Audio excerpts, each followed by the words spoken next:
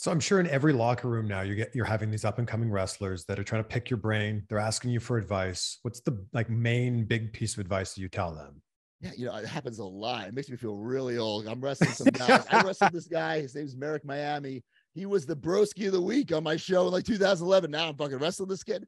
It's pretty crazy. Or this kid, LJ Leary in Ireland. He was a big Zack Ryder fan, caught my shirt in the crowd once. Now I'm wrestling. I was like, Jesus, how fucking old am I? But I'm really not that old. I'm 37. It's just that I started so early. But they asked a lot about social media, and I said, listen, I don't know all the answers. I don't know really anything about like, the analytics and like when to post or why to post. I just post, and if you like it, great. And if you don't, I don't give a shit. I just post what I want, I don't care what time I post it. If I want to post something, I just post it. And the thing about social media, it's this free tool to advertise yourself, right? Like how could you not take advantage of it? It's a fucking free tool. It's free advertisement.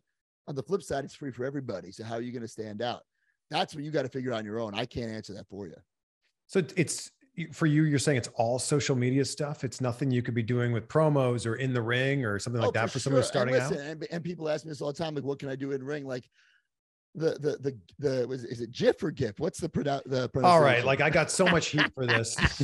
The creator of it says it's GIF. But if you say, oh, did you see that GIF the other day? People will go, what are you talking about? So I think we have to say GIF. Yeah. So I think it's very important when people have these independent matches, especially guys who aren't well known, like they got to do something in their match to get one of those GIFs or GIFs. Oh, like a GIFable moment. Okay. Right. I get it. But at the same time, you need to be able to fucking do the basics, because if you get all this attention for all these fucking GIFs and then someone watches your match and you're the shits, they'll see through that real fast. If your punches suck, you can do this cool flip. What's the big deal?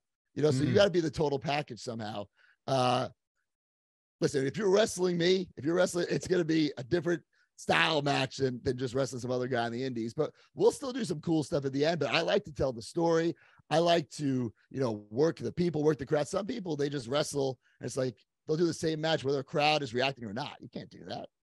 What specifically did you learn from the TV style of WWE wrestling that has helped you so much on the indies? Slow the fuck down.